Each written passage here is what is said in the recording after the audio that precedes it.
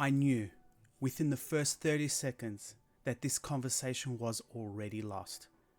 But I had to keep going. I had to try. Because if I didn't, Mickey would know just how powerless I really was.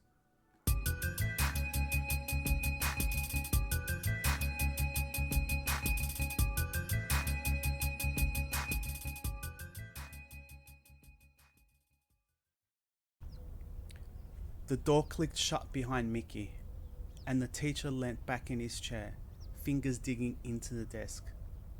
His knuckles had gone white. He took a slow, steady breath through his nose, willing himself to stay calm. Mickey dropped into the chair opposite, arms flopping lazily to the sides, legs stretching out like he had nowhere better to be. He wasn't nervous. He wasn't waiting for an accusation. He was settling in.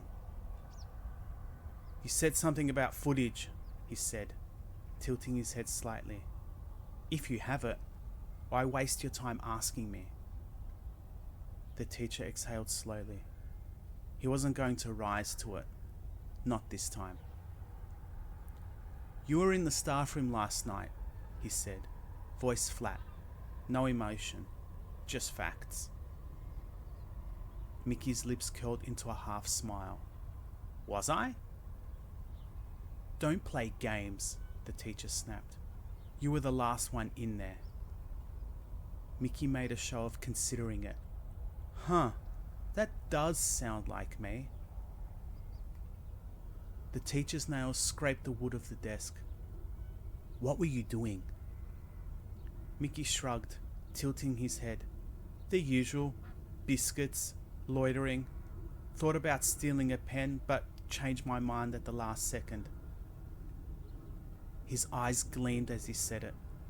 The teacher's chest tightened. "The exam papers are missing," the teacher said, forcing the words through clenched teeth. Mickey nodded sagely. "That is unfortunate." The teacher's patience thinned to a thread. He had dealt with Mickey before. The attitude, the indifference, the way he managed to suck the air from any conversation and force the other person to breathe in nothing but his suffocating nonchalance. But this was different. This time, there were stakes. "You know how this looks," he said. "Do I?" Mickey leant forward, elbows on his knees, face filled with exaggerated concern. "Oh wait, yeah, I do. I look like the guilty little bastard, don't I?" He grinned. "The usual suspect." "You are the usual suspect." Mickey let out a low whistle. "And yet, here we are." The teacher felt something splinter inside him. He took a deep breath. "Mickey." "Sir?" "Did you take the papers?" Mickey exhaled dramatically, rubbing his face like the weight of the world rested on his shoulders. Then, looking up at the ceiling, he said, "Wouldn't it be hilarious if I said yes?" The teacher went still. It was the way he said it. Not like a joke, not like a bluff, like a quiet, idle thought spoken as if it meant nothing. The teacher felt his stomach drop. Mickey didn't take the papers. He'd never taken them. He'd never even considered it. He wasn't being defensive. He wasn't trying to outmaneuver the accusations. He wasn't being clever. He was just entertaining himself.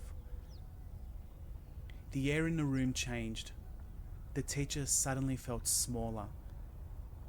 He swallowed, feeling his heart beat in his throat. "Mickey?" Mickey's eyes flicked up, sharp and bright. He knew the exact moment the teacher had figured it out. And he smiled. "You look tired, sir." The teacher's hands curled into fists. He felt an almost overwhelming need to wipe that smirk off Mickey's face. But he couldn't. Because Mickey was innocent, and he knew it. and he was never going to stop. The teacher clenched his jaw, steadying himself. He had to maintain control, at least some control. "Why are you doing this?" he asked finally. His voice sounded foreign to him, smaller than it should be, weaker than it had any right to be. Mickey tilted his head, pretending to think. "I don't know. Maybe I just like watching you sweat. Maybe I like watching you sit there, trying to hold it all together. Maybe I like knowing that no matter what you say, no matter what you do, you can't touch me." Silence stretched between them, heavy and thick. The teacher tried to steady himself. He thought about what it would take to turn this conversation around, to win. But the truth gnawed at him. There was no winning. Mickey wasn't here to escape blame. He wasn't worried about an outcome. He was bored, and the teacher was the plaything he'd chosen for the day. Mickey leant back again, folding his arms behind his head. Or maybe I was just looking for biscuits. The teacher's fingers twitched. His vision blurred at the edges.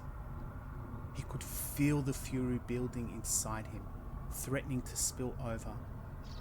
And he knew that Mickey knew, and that Mickey was enjoying every second of it. A different approach. The teacher straightened. "You know, this act, it won't work forever. One day, someone's not going to sit here and play your game. One day, you're going to push the wrong person." Mickey raised an eyebrow, intrigued. "And will that person be you, sir?" The teacher didn't answer. His throat was dry. Mickey chuckled. "Nah, you're too professional for that. Besides, you'd hate the paperwork." The teacher hated how right he was. "Get out," he said hoarsely. Mickey stretched, yawning. "Yeah, fair enough." He got up, slung his bag over his shoulder, and started towards the door. Then he paused and turned. "Oh, and sir?" The teacher looked at him, jaw tight, eyes burning. Mickey's smile widened. "Good luck finding those papers." The teacher's vision blurred with pure, useless fury. The door slammed shut, and the teacher sat there, staring at nothing, realizing with sick certainty that he had just lost something. Not the argument, not the papers, something worse. Mickey had taken his time, and he was never going to give it back. The teacher swallowed hard, staring at the empty chair across from him. The thing that terrified him most was the knowledge that Mickey would be back. Another time, another day, another pointless, exhausting game. And when that day came, the teacher would have to sit there again, knowing he could do nothing but lose. "You're already here. Might as well stay a little bit longer. There's another story waiting when you're ready."